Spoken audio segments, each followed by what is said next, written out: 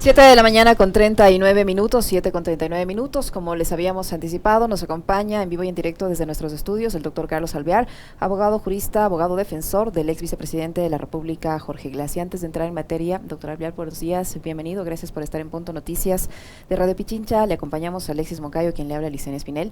Antes de hablar sobre la situación de salud, la situación jurídica y lo que tiene que ver con la situación en general del ex vicepresidente de la República, Jorge Glass, yo sí quisiera su comentario respecto a esta denuncia que ha hecho el ex juez Edgar Wilfrido Flores, quien manifestó que el ex secretario jurídico de la presidencia, Alexis Mera, merecía la libertad sin condiciones, pero que para evitar la presión de los medios de comunicación le dictaron medidas alternativas.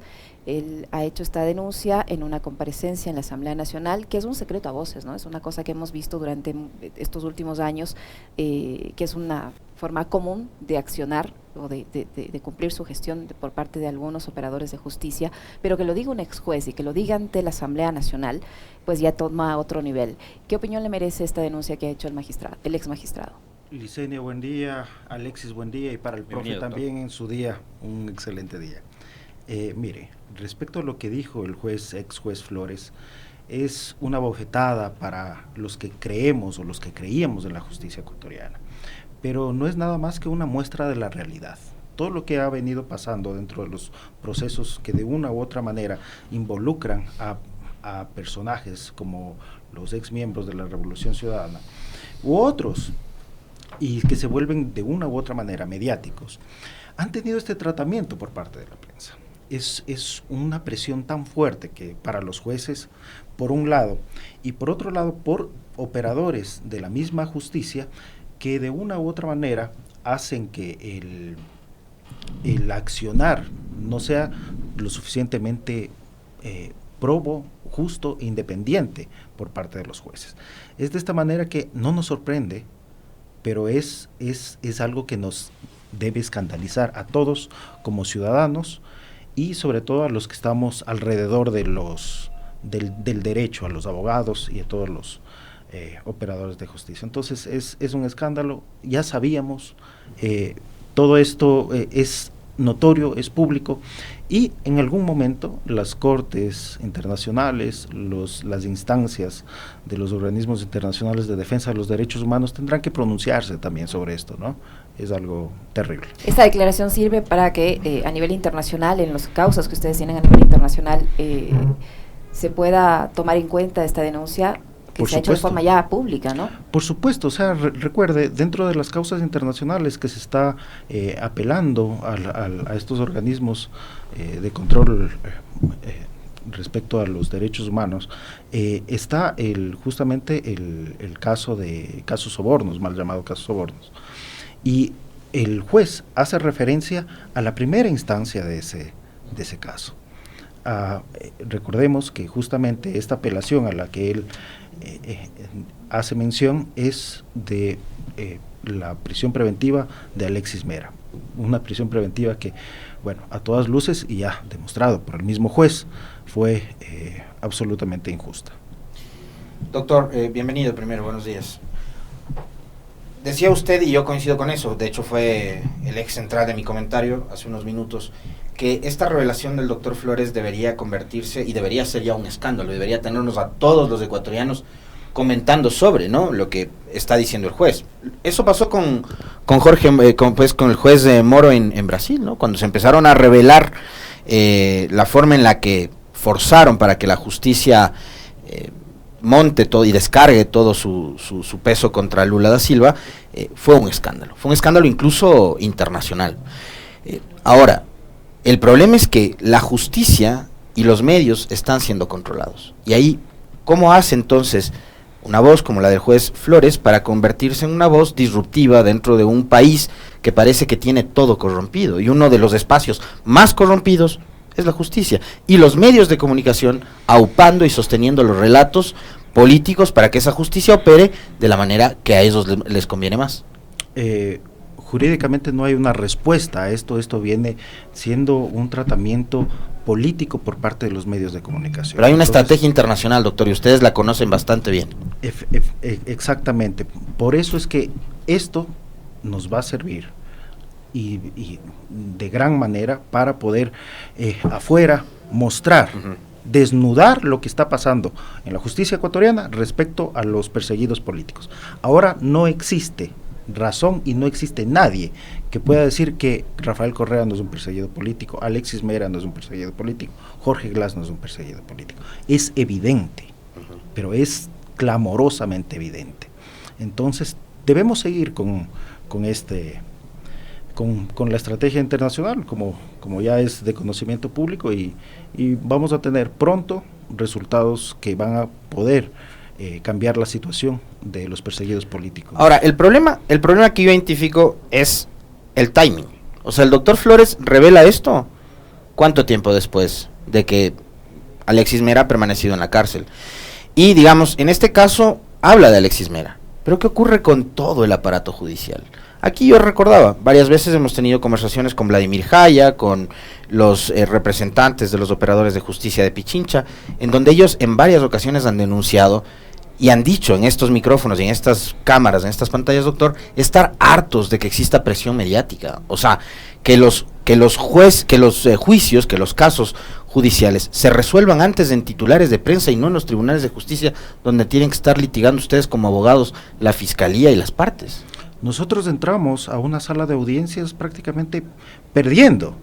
Es tan terrible y es un daño que se le está haciendo a la independencia judicial, que se le hace al buen accionar de las partes y al accionar del derecho en sí, que verdaderamente provoca una decepción terrible, porque además no vamos a poder alcanzar una justicia real, verdadera y verdaderamente justa si es que tenemos un aparataje tan grande que está presionando de una manera tan fuerte a jueces, fiscales y demás operadores. Doctor Alvear, durante el desarrollo de estos procesos en sus diferentes etapas, las defensas le hacían caer en cuenta a los jueces en sus diferentes etapas de que estaban cometiendo un error. Ellos estaban totalmente claros, porque ahora el juez lo reconoce, pero no lo hizo en su momento y dictó medidas alternativas cuando dice él mismo que no debieron haberles ni siquiera dado medidas alternativas. ¿Qué pasa allí con la fiscalía? ¿La fiscalía en el momento de las audiencias presiona a los jueces para que terminen cediendo también a la presión mediática? ¿Cómo es esos procesos de ellos? ¿Por qué reconocen después? Uno entendería que lo hacen para quedarse en el puesto, pero resulta que ni eso les sirve lo suficiente como para mantenerse en el cargo. Ahora ya es un ex magistrado.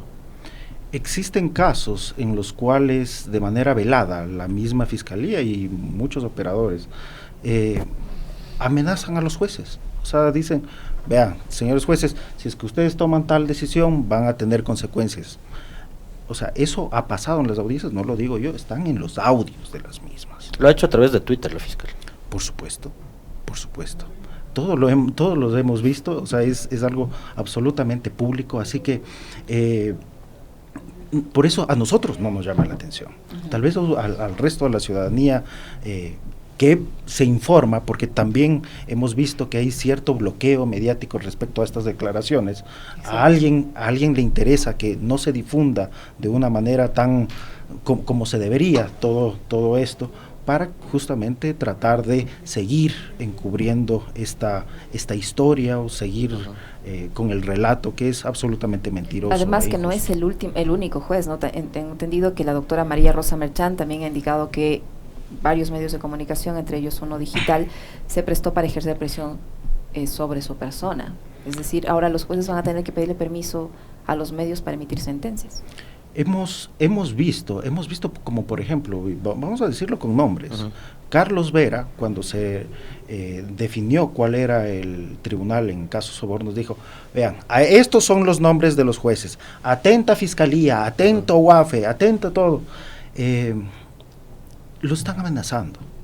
O sea, son personas que con su influencia y les dicen directamente a los jueces, o sea, si ustedes no fallan como creo yo que deben fallar, como es el relato que estoy llevando dentro de este caso, dentro de este proceso, o sea, ya van a ver lo que les va a pasar. Y por supuesto deben haber algunos operadores ocultos que les hacen conocer de esto más directamente a los jueces. Ese linchamiento se vivió, por ejemplo, en contra del juez de Manglar Alto, que se le ocurrió conceder el habeas corpus a Jorge Glass. A él lo lincharon, recordamos, fueron semanas enteras de linchamiento mediático, no solo a través de los medios formales, sino digitales, redes sociales, en donde la presión para un juez de Manglar Alto debe haber sido una cosa de locos, pues, doctor. No, ¿Cómo soporta un juez de Manglar Alto la presión mediática de todo un país? Es imposible, definitivamente imposible, porque no fue solo la presión mediática del país, sino fue que se reunieron un sábado Fiscalía General del Estado, el presidente de la República, presidente de la Corte Nacional, el Consejo de la Judicatura, todos ellos. El procurador yendo a Santa Elena. ¿A cuántos procesos de estos va el procurador, doctor Alvear? Tenemos la cifra. Tenemos la respuesta de la misma Procuraduría General del Estado, es el primer habeas corpus al que va. Terrible. Entonces, eso nos da la muestra de cómo la justicia en este país no sirve para nada. Justificado este juicio político que se intenta, que se está tramitando en la Asamblea Nacional, en el Consejo de la Judicatura. Absolutamente, porque recordemos cuál es la génesis de este juicio político, es justamente una sentencia de la Corte Constitucional. No es una opinión de los políticos, sino ya es un veredicto de la Corte más alta del país, donde se ha determinado que el accionar del Consejo de la Judicatura para cambiar los jueces, para evaluarlos, entre comillas, porque no fue una evaluación, fue, o sea, este no me responde, yo lo saco, no sé cómo me responde, yo lo saco y voy a meter al que considere que sí me va a ayudar en mis propósitos. Es por eso es que está ahí, por eso están en este juicio político los del Consejo de la Judicatura, y deben ser sancionados como se merecen, deben ser destituidos, y esperamos que esto sirva como lección para que no vuelva a suceder. Doctor Alvear, ayer estuvo aquí con nosotros el ministro de Salud, el doctor Ruales, y él dijo: yo personalmente he supervisado que se cumplan las garantías en la atención de salud al ex vicepresidente Jorge Glass, pero durante estos días y a través de la denuncia que ha hecho un colectivo, el Colectivo Europeo de la Diversidad Ecuatoriana, que es un organismo que defiende derechos humanos, participación ciudadana y control social, se ha conocido de que la salud, la integridad de Jorge Glass, el ex vicepresidente, habría sido vulnerada, además por el mal accionar de algunos funcionarios. No sabemos si del Ministerio de Salud o del SNAI o del Ministerio del Interior o de Gobierno. ¿Qué pasó con Jorge Glass? ¿Ha sido atendido? ¿Cuál es? Además, obviamente, empecemos quizás por ahí, conociendo el lado más humano. ¿Cómo está de salud el ex vicepresidente? Bueno, la salud del ex vicepresidente de la República se sigue deteriorando. Las condiciones de una persona privada de la libertad no son las mejores para alguien que tiene las dolencias que tiene el ingeniero Jorge Glass respecto a lo físico y a lo psiquiátrico. Es por eso que no es una opinión de él, de sus familiares o de su defensa técnica, que debe ser sujeto de medidas alternativas a la privación de la libertad, sino de médicos internacionales incluso, que sugieren esto al Estado ecuatoriano. Entonces es de esta manera que se ha filtrado esta información. Esto pasó en junio de este año. Nosotros le pedimos a los jueces que este proceso se lo lleve de manera reservada por tratarse de temas de salud del ingeniero Glass. Sin embargo, los jueces han impedido esto y no sé por dónde se ha filtrado este documento. Pero es lamentable, ¿no? O sea, más allá de que se observa que un médico dice: nos hemos reunido un traumatólogo, un psiquiatra y un intensivista y hemos observado que tiene estos problemas el paciente, y este paciente debe quedarse hospitalizado. Sin embargo, las autoridades, no se menciona cuáles autoridades, han impedido que esto sea posible y se lo lleva nuevamente al centro de privación de libertad. Más allá de lo ilegal, inconstitucional, porque el sistema penitenciario tiene obligación de garantizar la salud de una persona privada de la libertad es algo absolutamente inhumano. Sea quien sea. Sea quien sea. Sea quien sea, puede ser una persona X, como en este caso un ex vicepresidente de la República. Sea quien y sea. Y puede tener la afiliación política que tenga. Abstraigamos este caso, abstraigamos el nombre de este caso y vamos a ver que esto sí debería ser un verdadero escándalo a nivel internacional. ¿Cómo es posible que se niegue la atención hospitalaria a una persona que la necesita de urgencia?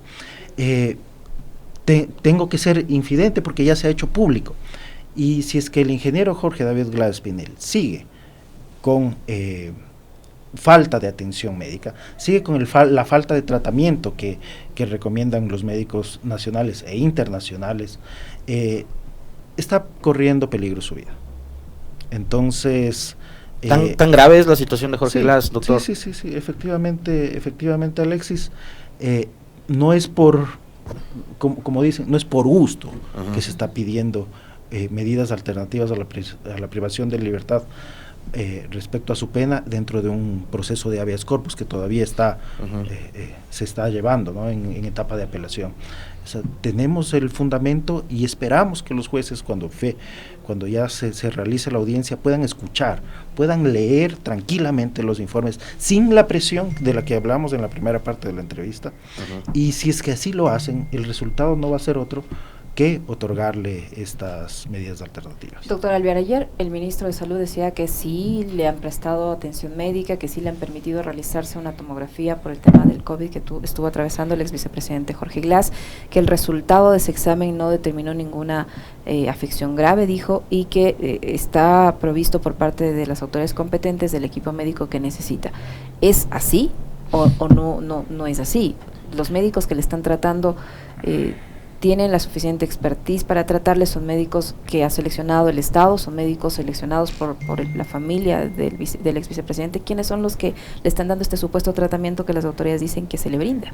Pero vamos al antecedente de lo que ha manifestado el ministro.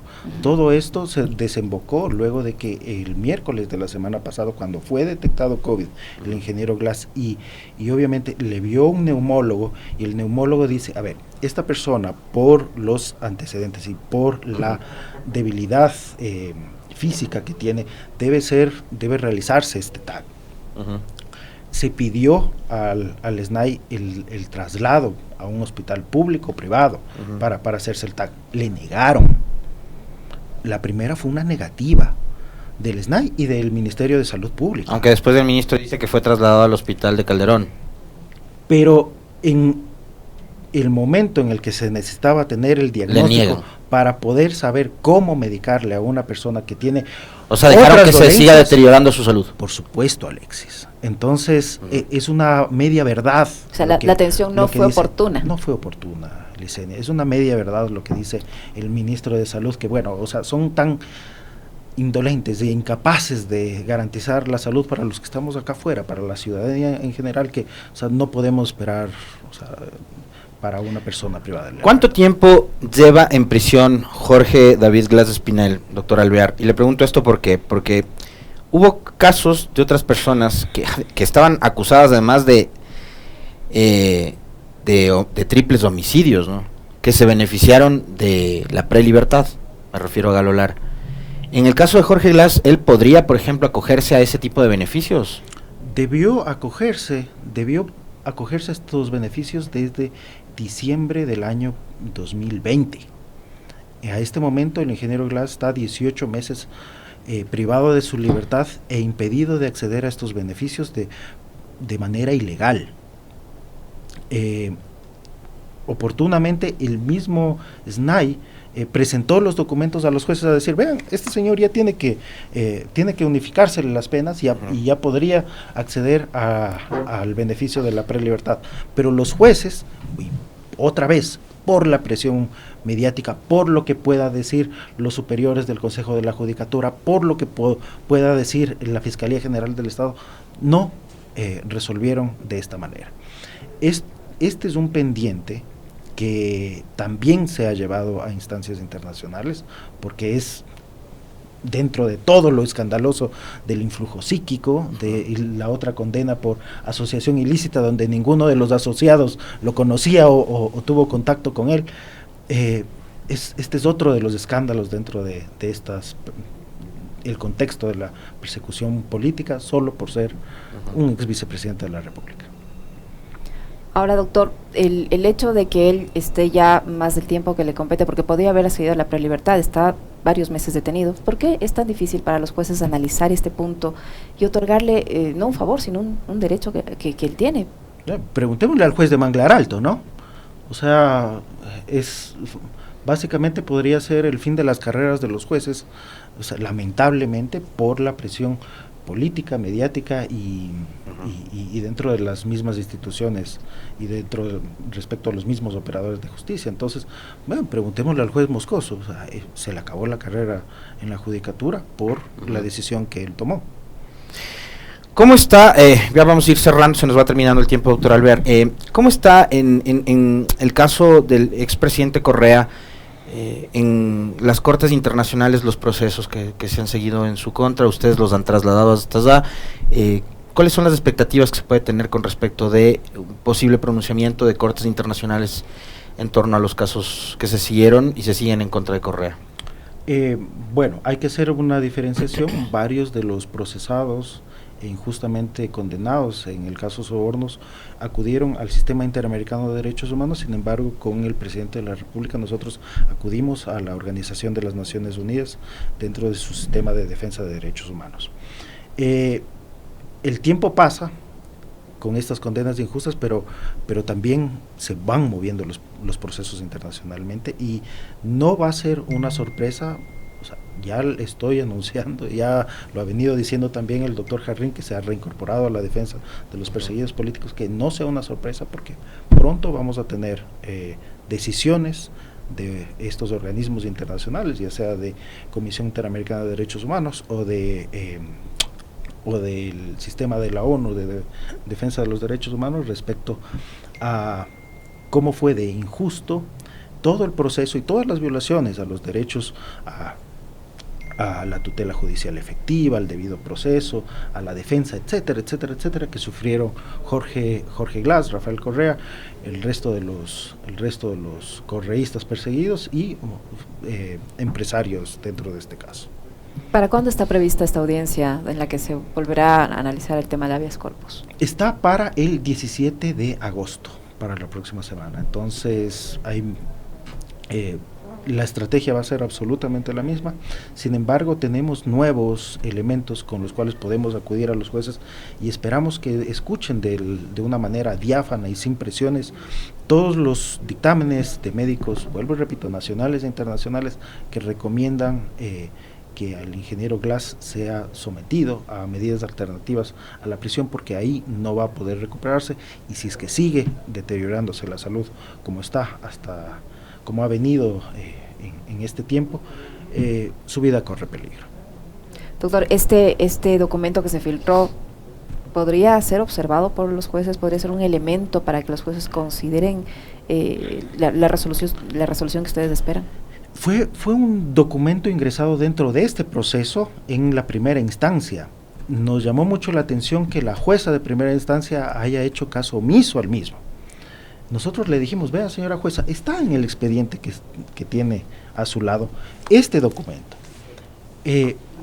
Vuelvo y repito, esperamos que los jueces que ahora en etapa de apelación tienen que conocer este caso puedan resolverlo de una manera objetiva e independiente. Muchísimas gracias, doctor. Muy amable por habernos acompañado. Gracias.